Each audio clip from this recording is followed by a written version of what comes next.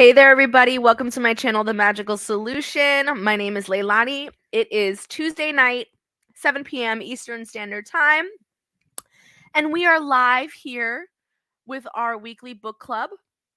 For those of you who are joining me for the first time,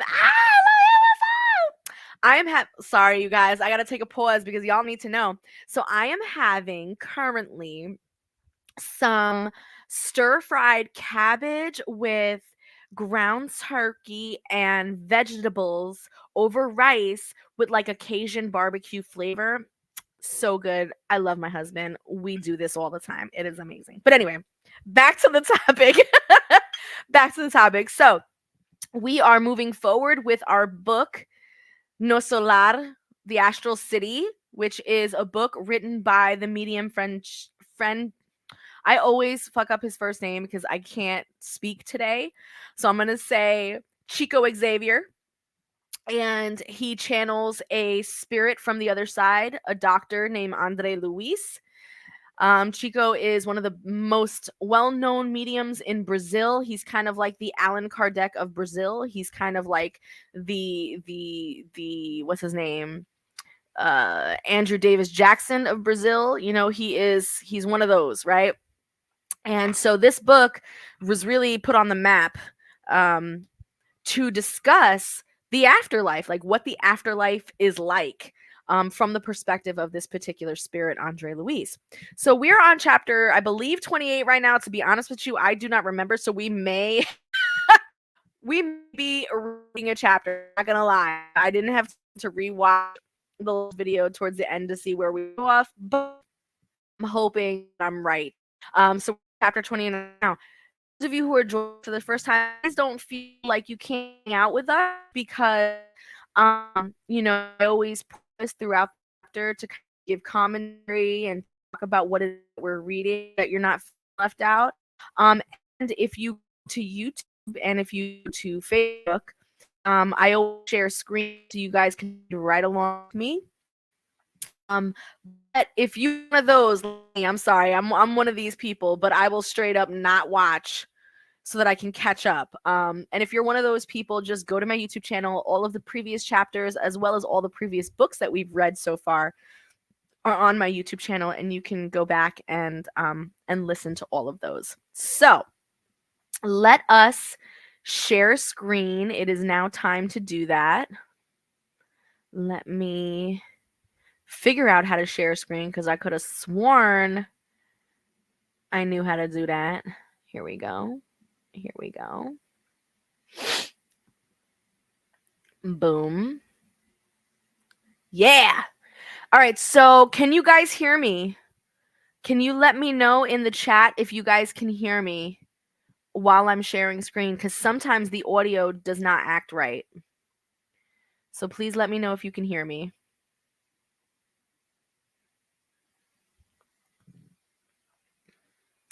Hello, Lavetta. What's up? What's up?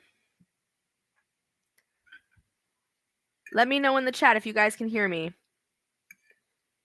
I'll give you a few more minutes. Not really. A few more seconds. Sorry.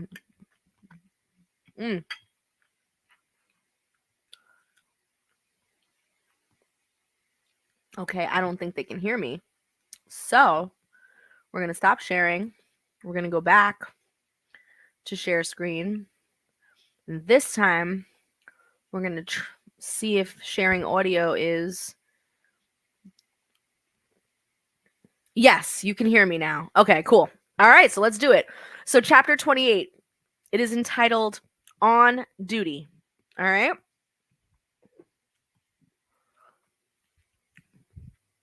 After the collective prayer in the evening, Tobias turned on the receiver to listen to the Samaritans at work in the lower zones. I learned that the patrols of workers on such missions communicated with their headquarters at set hours. I felt somewhat tired from my strenuous efforts, but my heart was singing with joy. And at last I had work to do, and it was experiencing the mysteriously invigorating tonic of service. A few minutes after the set had been tuned in, I heard a strange voice. Samaritans of the Ministry of Regenerations. Samaritans to the Ministry of Regeneration. Heavy labor in the abyss of darkness. We have succeeded in dislodging a great number of unfortunate entities and have rescued 29 brothers from spirit shadows. 22 are mentally deranged, and 7 are in utter psychic exhaustion. Our patrols are preparing transportation and will arrive soon after midnight. Please see to the necessary arrangements. I noticed that Narcissia and Tobias exchanged significant glances, and when the broadcast ended, I asked, "What do they mean? Why this collective transportation? Aren't they all just spirits?" And Tobias smiled at me and replied, "You forget, brother, that you yourself arrived at the Ministry of Assistance in such a manner. I know all about your coming. We must bear in mind that in the lower zone, just as on Earth, we are clothed in heavy fluids. The ostrich and the swallow are both birds and have wings, yet the former cannot rise into the air unless transported, whereas the latter will rise to the sky in swift flight." As if to make it known that there was no time for digressions, he turned to Narcissia and said, "Tonight's group is a large one. We must take immediate measures." "We will need more beds," she exclaimed, somewhat anxiously. "Don't worry," answered Tobias resolutely. "The mentally deranged patients will be lodged in the Pavilion 7 and the weak ones in Ward 33. Raising his right hand to his forehead as if trying to make an important decision, he remarked, "The problem of lodging will be easily settled, but the ones concerning assistance won't be so quickly solved. Because of the dark clouds obscuring the world of the incarnate, our strongest workers have been detailed to reinforce the service of the Ministry of Communication. We need helpers for night duty, because those working with the Samaritans will return extremely tired." "I would be happy to lend a hand to the best of my ability," I exclaimed spontaneously. Tobias gave me a look of appreciative gratitude which filled my heart with gladness. "But have you really made up your mind to stay in the chambers during the night?" he asked, surprised. "Aren't others doing the same?" I inquired in turn. "I am feeling strong and fit, and must make up for the lost time." My new friend patted me on the back, saying, "Well, then, I accept your cooperation. Narcissia and the others will also stay on duty. Moreover, I'll send you, Venatius and Celestius, 2 of our most dependable brothers. I myself can't remain here tonight because of a previous engagement, but I will leave a careful plan of the work to be done. If anything unexpected should turn up, you or any of the assistants can get in touch with me." So, we all set about making the most urgent arrangements, and while Narcissia, aided by 5 attendants, prepared the linen and nursing equipment, Tobias and I moved heavy pieces of furniture into the Pavilion 7 and Ward 33. I would be at loss to explain what was happening to me. Although physically tired, I felt extenuatingly happy.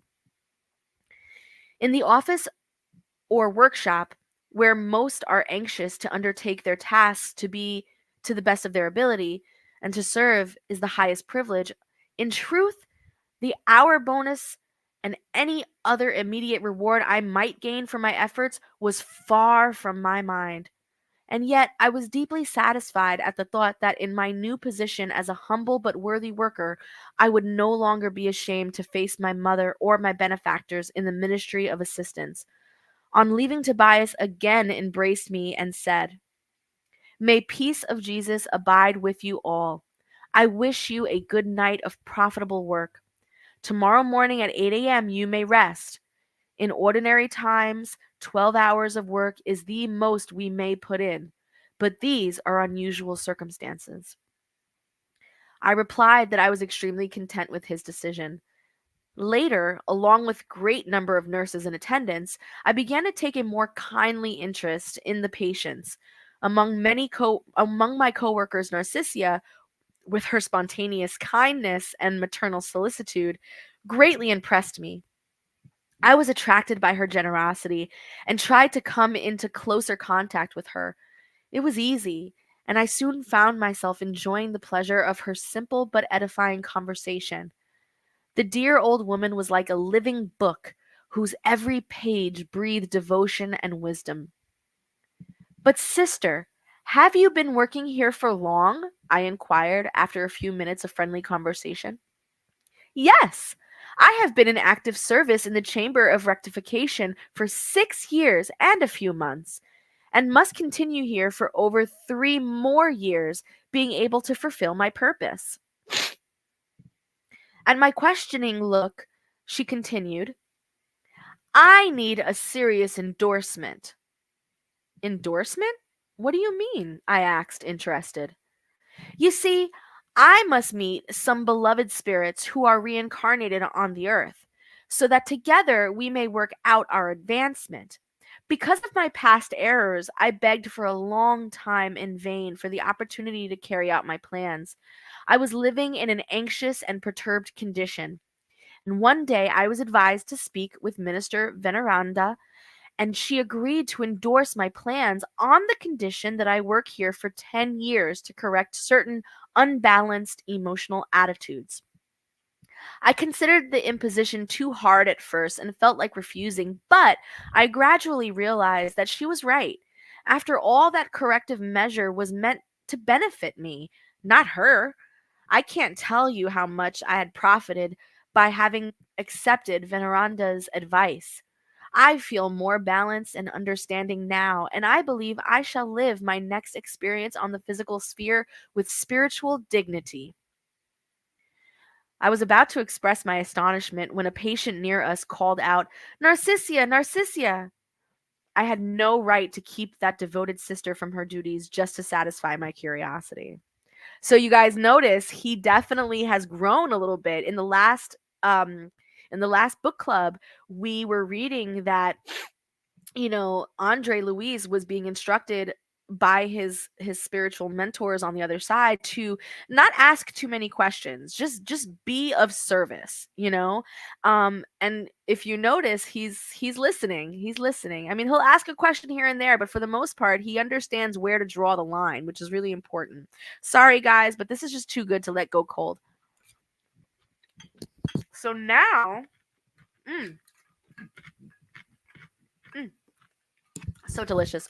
Now we're on chapter 29. So the beautiful thing about this book is that the chapters are really short.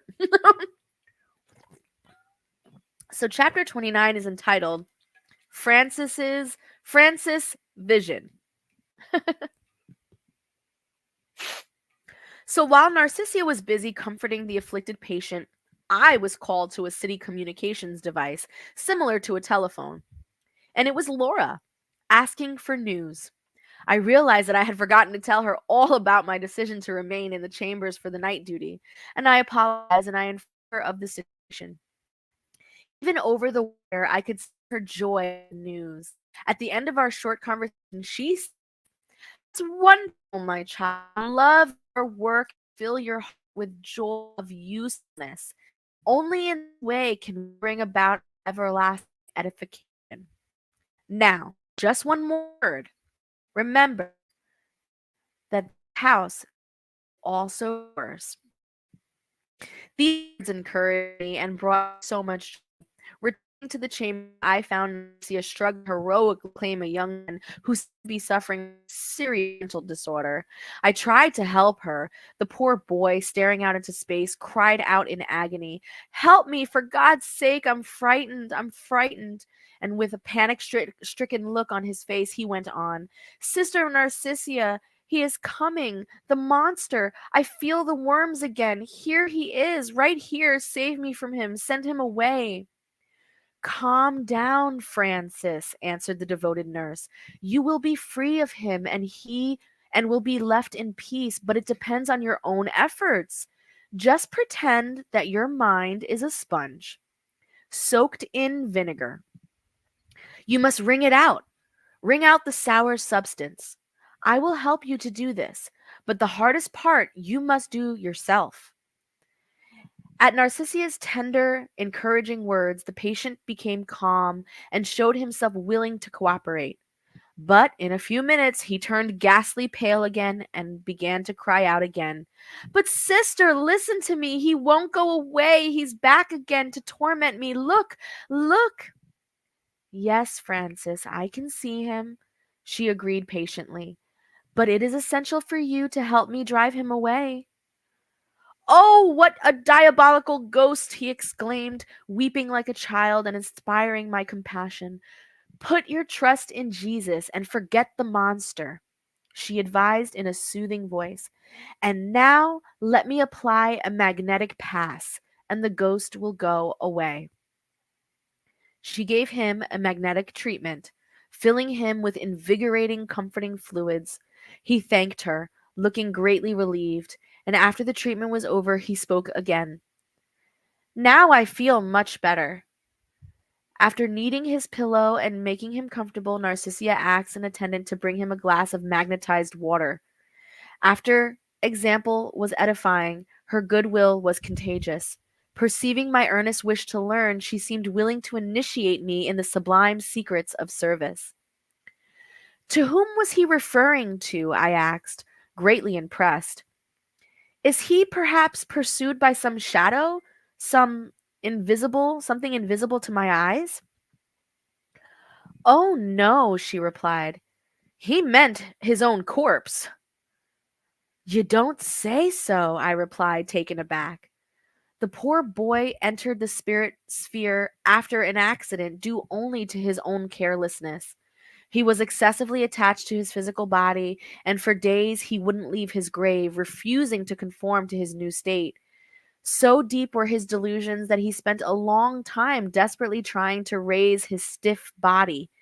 He was terrified at the idea of facing the unknown and utterly unable to muster even the slightest detachment from his physical sensations.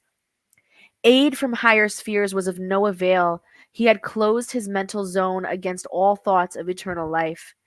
At last, the worms made him experience such atrocious pain that the unfortunate creature ran away from his tomb horrified, only to begin a dismal wandering in the darker regions of the lower zones. However, those who had been his parents on earth enjoyed considerable credit over here, and through their intercession he was rescued by the Samaritans who brought him, almost by force, to our colony. His condition is so serious that he won't be able to leave the chambers of rectification for a very long while. The friend who had been his physical father is now engaged in a difficult mission far from the astral city. Does he come to see the patient? Yes, he has already come twice, and each time I was deeply moved by his silent grief. The boy's mental disorder is so great that he didn't even recognize his generous and devoted father. He kept crying pitifully under painful delusions. His father, who had come to visit him accompanied by Minister Padua of Communication, showed emotional fortitude while in the presence of the minister to whom he owed his unfortunate son's hospitalization. They spent some time commenting on the spiritual condition of the newcomer, but when the minister Padua was called away unexpectedly, apologizing to me for his human gesture, he knelt by his son's bed, taking the boy's hand into his own, holding them tightly as if to transmit some invigorating vital fluids, and kissed the boy's forehead and wept.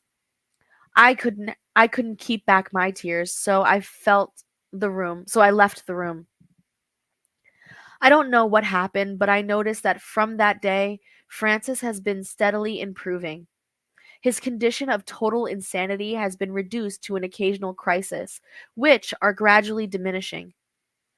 How touching this is, I exclaimed, deeply impressed. But how can his corpse pursue him? Francis's visions, she explained, are nothing but hallucinations. Many spirits suffer from them after physical death.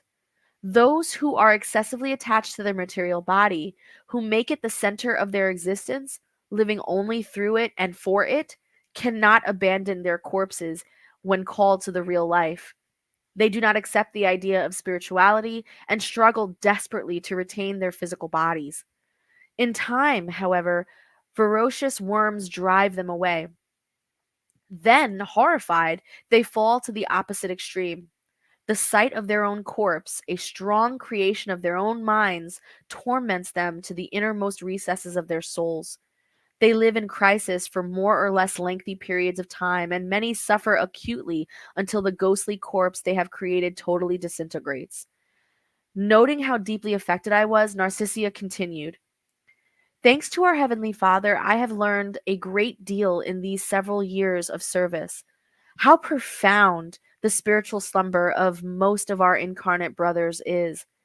Still, we mustn't worry to the point of letting it hurt us. The chrysalis adheres to inert matter, but the butterfly will rise from it in easy flight. The seed is almost imperceptible, although it is to become the giant oak. The withered flower returns to the earth, but its perfume abides in the air. The embryonic life appears to sleep. We must never forget these lessons." Narcissia fell into silence, which I dared not to interrupt. Woo! That was an intense chapter, you guys. I don't know about you, but I felt that shit. That chapter was serious, serious. So, what we're witnessing here is a very common thing, actually, a very, very common thing that happens to spirits who are desperately attached to the material world, but more so desperately attached to their physical bodies.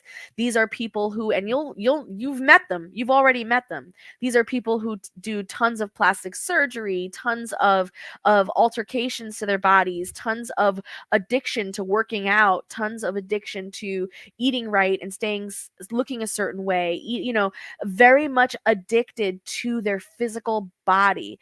And I'm not saying that being healthy is a bad thing. I'm not saying that wanting to be beautiful is a bad thing. But there is a line that people often cross where it becomes less about being healthy and more about how you are perceived and how you want to be perceived. And that line, once it is crossed, it becomes an addiction, it becomes a problem. And so these things that we see here, when people pass, their body is one of the things that keeps them trapped here in the physical world, which is why many espiritistas, many people who work with the dead, many people who go out there to do ghost hunting to find these trapped spirits will find spirits, believe it or not, located in the cemetery right next to their grave, trying their best to awaken or to reattach themselves back to their physical bodies, and will literally stay there until the body is disintegrated fully. But the problem is there comes a point where the body does start to go through a process of decomposition. Okay. And that process of decomposition, back in the old days, it was a process that was pretty gruesome in the sense that, you weren't buried in like a nice, heavy, big, giant, beautiful casket that protected you from the elements. Back in those days, you were thrown inside a wooden box, put in the ground, and that's that. And so, this process of decomposition was a gruesome one. You will see animals coming in, you will see worms coming in, maggots coming in, all of the creatures of the night and of the soil coming in to consume the body for regeneration. And so when that sight gets seen by the spirit, it oftentimes terrifies them, because now that once perfect body, that body that they once saw to be everything, to be their soul connection, is now being ripped to shreds by by these little creatures. And it can oftentimes shock a spirit out of its confusion regarding that particular piece, and move them into the lower spheres, which we talked about in the previous chapters, right? So the lower spheres is the first place that Andre, the spirit that we are following around in this book, that's where he started. That's where he started, right? So Andre started there because he was a suicide. And so the lower spheres are those places where people go that are very confused, very attached to their physical world, um, you know, murderers, killers, suicides, drug addiction people, like all the stuff that we see that destroys the spirit here in this world. We'll see individuals in those spheres. However, we in previous chapters that people don't have to spend a lot of time in those spheres, right? If open and willing to be rescued by the good Samaritans and by the astral state, they can get out of those lower spheres. If they are open to fixing, to be aware of their issue and fixing that issue, they can be taken out of the spheres. It's not like it's an eternal situation. It's only eternal for people who want it to be eternal, who want to stay in that state of just in that state, you know what I'm saying? And so in this particular case, this young man, he was given grace because of his parents and his father in particular. So his parents had very good reputations there on the other side. They were able to pray for him. They were able to put in a good word for him. And so the Good Samaritans specifically went out on a mission to get him and a few other people. And so he was able to be taken out of that place. However, just because you're taken out of the lower zones, as we've seen, does not necessarily mean that you are removed from the torments that got you there in the first place, right?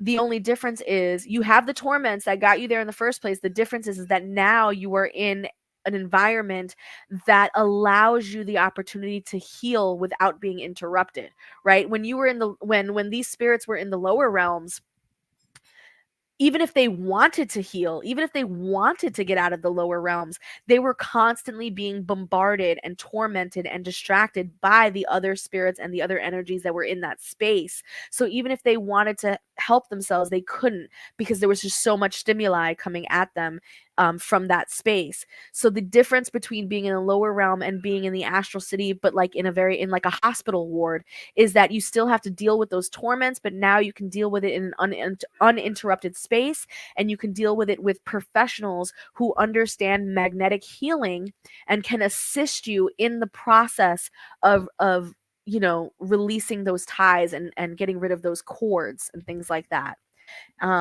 And espiritistas in particular are also people who know how to do magnetic passes. We were taught that from the spirits. We were taught that same medical spiritual knowledge that they have over there in the astral city. We were taught that as well, to be able to do that here in the physical world, so that we can help spirits before they even die, before they even cross over. And that's part of the mission of an espiritista, is to elevate people, to elevate spirits. And we can do that through our service, through charity. We can do that through the elevation of the person's spirit and their spirit guides. And we can do that through magnetic passes. We can do that through dreams. We can do that through a lot of different methods. And this is one of them, the magnetic passes. All right, so now we are on chapter 30, which is entitled Inheritance and Euthanasia. Oh, shit. Euthanasia. That's a serious subject. This is going to get crazy. I see a question here. I see a question. Okay. Oh, Lavetta, you know I love me. You know I love me the Bhagavad Gita. You know I love me the Bhagavad Gita. So whenever you quote the Bhagavad Gita, I get so excited. So let's see what she says here, because I need to see it. I need to see it. I think everyone should see it. Hold on. The Bhagavad Gita states, "They, the evil, cruel, and ungrateful, I cast them perpetually into the asuric, demonic wombs, in order for them to be born into these worlds, the infernal worlds. O son of Kunti, whose hallucinated people enter to the demonic wombs again and again and continue falling into increasing inferior bodies, so de-evolution. Triple is the donor of that destructive inferno. It is made up of lust, anger, covetousness, and that is why these must be abandoned." Ooh, baby. Truth. All right, y'all. Chapter 30, Inheritance and Euthanasia. I had not yet recovered from my astonishment when Celestius came to Narcissia and said, Our sister Pauline wishes to see her father in Pavilion 5. Before complying, I thought I had better consult with you, as the patient is still experiencing a deep crisis. And in her usual gentle manner, she replied, Show her in at once. Pauline is devoting all her leisure time to the delicate task of reconciling the different members of her family, so she has Veneranda's permission to see her father whenever it's necessary. The messenger left hastily, and Narcissia informed me, You'll see what a devoted daughter she really is. And less than 1 minute later, we saw Pauline coming towards us. She was a slim and lovely lady, reflecting angelical beauty, dressed in a light tunic of luminous silk. Her eyes reflected deep concern, and the nurse introduced us politely. Probably feeling that I could be trusted, she inquired anxiously, How is my father, my friend? A little better, Narcissus answered, but still considerably unbalanced. It is a pity, Pauline continued. Neither he nor the others will give up the mental attitude in which they obstinately persist. Always the same hate, the same lack of understanding. Narcissia invited us to follow her, and in a few moments we were standing by the bedside of what looked like a disagreeable old man. And with his bitter, scowling look, disheveled hair, deep wrinkles, and retracted lips, he inspired more pity than sympathy. However, I endeavored to control my inferior vibrations and to see in this unfortunate sufferer only a spirit brother. Ooh, did you hear that, y'all? Did you hear how well Andre Luis is learning? He said, I endeavor to control my inferior vibrations, which is the vibration of judgment. The vibration of judgment is an inferior vibration. To see this unfortunate sufferer only as a spirit brother. If only, right? If only, y'all. If only we all could see each other in this way. If only we can put our own judgments aside and see each other in this way. May we fucking heal this world, right? Seriously. Anyway, my feelings of repulsion disappeared and my mind felt clearer. I applied the lesson to myself, how I had arrived at the Ministry of Assistance. How repelling my own appearance must have been, with utter desperation written all over my face. When we consider other people's misfortune in the light of our own imperfection, there was always room for brotherly love in our heart. Woo! The old patient had no words of affection for his daughter, who greeted him tenderly. He looked like a caged beast, and he frowned at her, eyes glowering with harshness and rebellion. Are you feeling better, father? Asked Pauline with a loving respect. Oh, no, the patient bellowed. I can't forget the villain. I have no peace of mind. I can still see him by my bedside administering deadly poison.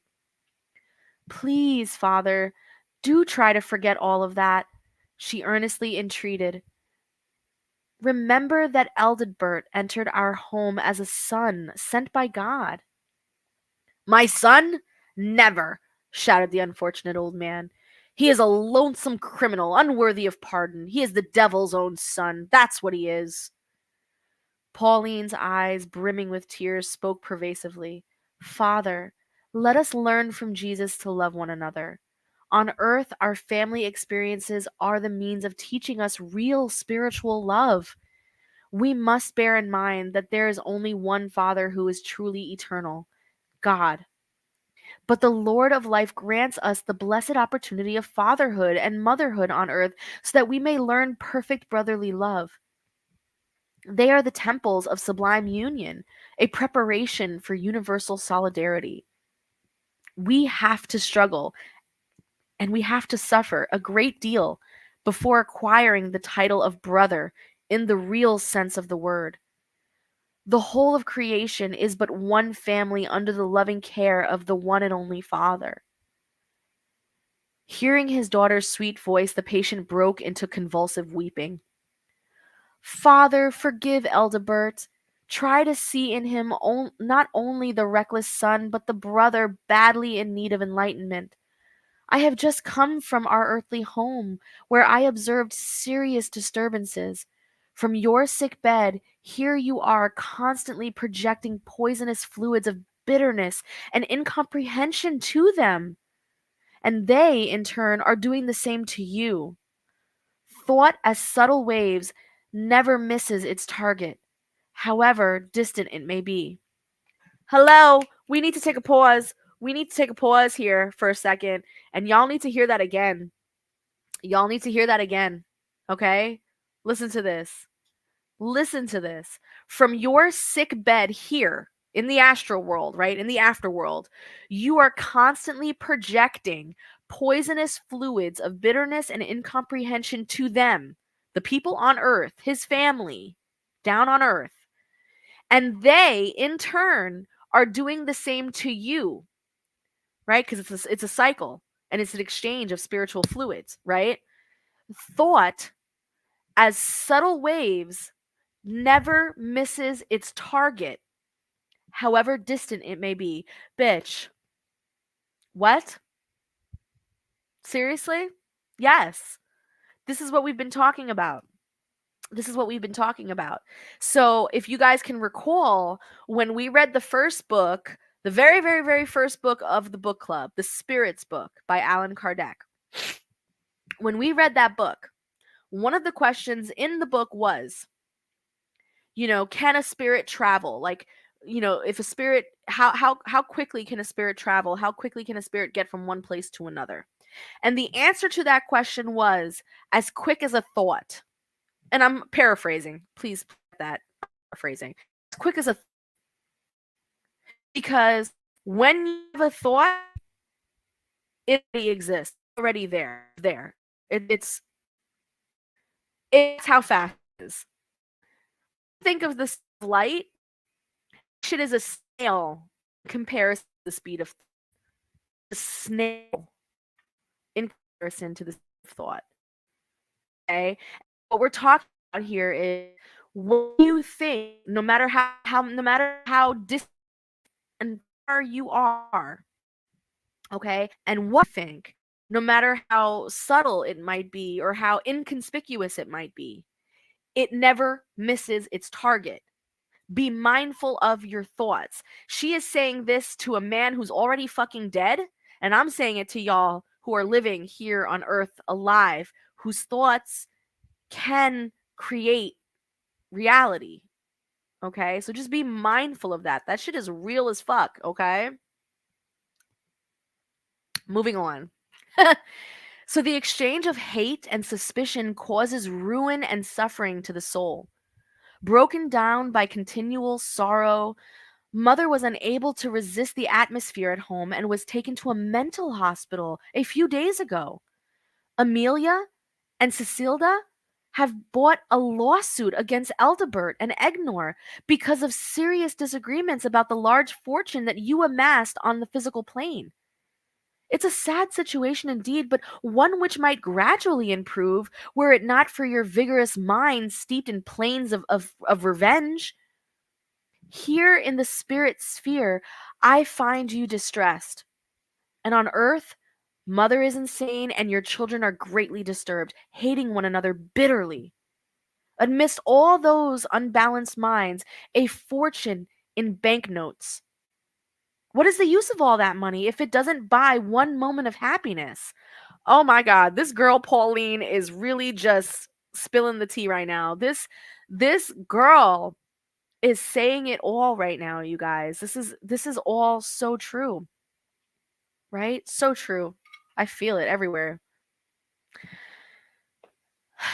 But I left my family ample means, retorted the unhappy old man. I was anxious for their welfare. Pauline continued, interrupting him. In the question of transitory riches, we don't always know what is the best thing to do. If you had assured your family's future by maintaining an atmosphere of moral tranquility in your home and prepared your children to earn the honest living, your efforts might have been a great help. Sometimes, Father, we accumulate money through pride and ambition. We are anxious to live above others while centering our attention on the external aspects of life. We forget the most important, lasting side. Few are those who see to acquire worthwhile knowledge and the precious qualities of tolerance, humility, and understanding. So instead, we insist on bending others to our will, neglecting the task assigned to us by our Father, and altogether forgetting to cultivate our spirits. No one is born on the planet merely to hoard money in safes and in banks. Of course, during our sojourn, we may, as faithful stewards who know how to manage wisely what is entrusted to them, claim our legitimate share, sure. But it is impossible to be our Father's faithful stewards if we are greedy and overbearing. It was that false understanding of divine stewardship that ruined our home. I tried in vain to render spiritual help to the family, while you and mother sacrificed yourselves to increase your worldly goods. Amelia and Cecilda, disdaining my useful work, trifled away precious time, finally marrying idlers like themselves who only married them for their money. And Egnor, influenced by his worthless companions, wasted all of the opportunities of serious study. And Eldebert graduated as a physician, but was indifferent to the profession. He approached its noble activities only rarely, and even then only out of sheer curiosity, spoiled by easily obtained money, and with minds fixed on the coming inheritance. They all ruined their fine spiritual possibilities. The patient, being terror-stricken, cried out, "Cursed Eldebert! Criminal and ungrateful son! He murdered me piteously when I still needed to review the terms of my will. Malicious felon!" "Please, Father, don't say that. Have mercy on your son. Forgive and forget." But he went on, cursing and swearing. Pauline was about to resume when Narcissia gave her a warning glance and called solicitous to help the patient, and by this time aroused to a dangerous condition of emotional excitement. Pauline became silent, trying hard to keep back her tears. She continued by the bedside, stroking her father's forehead with a gentle hand. Painfully impressed by the scene I had just witnessed, I followed Narcissia and Pauline out of the ward. The two friends talked for some time, and then Pauline took her leave with kind words of thanks. Her eyes showed sadness and worry, and when we were again alone, Narcissia remarked, "As a rule, inheritance cases are extremely delicate. With few exceptions, they cause great trouble for both testers and legalities. This case, however, is far more serious because of the euthanasia, sorry. Ambition for wealth created all kinds of complexes and misunderstanding in Pauline's family. Avaricious parents generally have extravagant children. I had accompanied her to her earthly home when her brother Eldebert, a gentlemanly doctor, used so-called easy death on his dying father. We did our best to prevent him from carrying out his plan, but it was all in vain. For financial reasons, the distressed son was anxious to accelerate his father's passing, and now you see the result: hatred and infirmity. God created beings and celestial regions, but we insist on transforming ourselves into diabolical spirits, creating our own individual hell." Woo! Y'all. Damn. That was crazy. That was a crazy chapter. I am speechless. I am speechless because you know what? That shit is not uncommon. That shit is not uncommon. Do you know how many people who come from very affluent, wealthy families like can't fucking wait for their grandparents and parents to die so that they can get that money? Like literally pray for it. Please, please let them die soon. Are you dead ass serious? Yes, that exists. That exists. Evil, evil, diabolical people who literally wish death upon their loved ones just to get that money. And in this particular case, my man was a doctor with access to medicine to euthanize his own father. That shit is crazy. That's crazy. So here we are. Here we are sitting with these thoughts. And now it's time to open up to questions. Hi, Miss Faya. So Miss Faya, the book that I'm reading right now is entitled Nosso Lar, which is the Brazilian translation of The Astral City, the life of a spirit. Okay, and it's a book written by a medium who channeled a spirit, a doctor named Andre Luis, and this is the story of Andre's experience in the afterlife. He's explaining what he went through in the afterlife. So we are reading that right now. So do we have any questions before we end this live? How are we doing tonight? How was the chapters for everybody?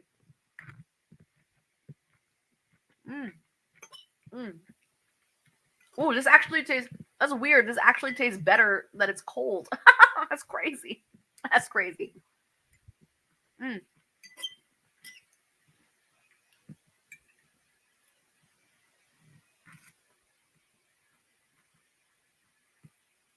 Yep. Exactly, Lavetta. She said it. She said, you can't take it with you. And she's talking about the money, the wealth, all that. She said, you can't take it with you. And you sure can't. You can't take it with you. And nor will it ever really truly be allocated and a form of satisfaction for those whom you leave it behind to. Let's be real. Let's be real.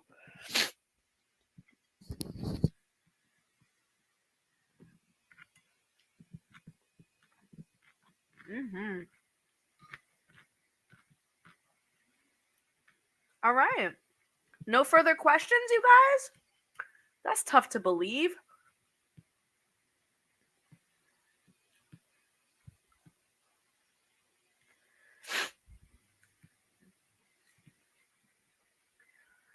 You found the book on Amazon. Awesome. Also, too, if you join my private Facebook group, all the books that I read, there's also a PDF file of the book in the Facebook group so that you can have it on your computer as well. And these lives that I do, if you go over to YouTube or Facebook and watch the lives with me, I will share the screen so that you can read along with me. Okay. So, and I always do this as an option in case, money is tight and maybe you don't want to buy the book on Amazon or whatever. So these are just other options that you might have in case you just don't want to shell out the money. You know what I mean?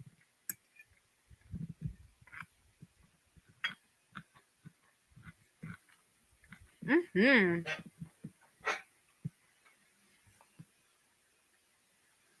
Yeah, anytime. That's what I'm here for. That's what I'm here for. Well, all right, guys. Well, thank you guys so much for joining me tonight. So, again, 2 nights, right? So, 6 p.m. to 7 p.m. Eastern time, I got free readings, just a little bit of time for people. Then from 7 a.m. to 8 a.m., we do our little club. I want to give a shout out to Patreon people who showed up tonight. We had Santa tonight. We had Vetta tonight. We had Leanne tonight. We had a bunch of our Patreons here tonight. I want to say thank you so much for all the support. I hope you're enjoying the Patreon so far. Trust me, the content to kick up real soon. I got a lot more stuff in store for you guys on the Patreon, so stay tuned for that. And for those of you who are watching for the first time, thanks for hanging out with me. I hope you enjoyed it. Make sure you like, comment, share, and subscribe. Make sure you follow me on all social media platforms at The Magical Solution. And most importantly, go to my website and sign up for my email list. I give out lots of information on my email list. You also get to know what I'm up to and what kind of programs and classes I'm teaching. So these are just quick ways for you to stay up to date and what's going on, okay? All right, guys. So much love and support. I just can't believe it. Anyway, all right. Sorry, guys. This is how we grow. Have a good night.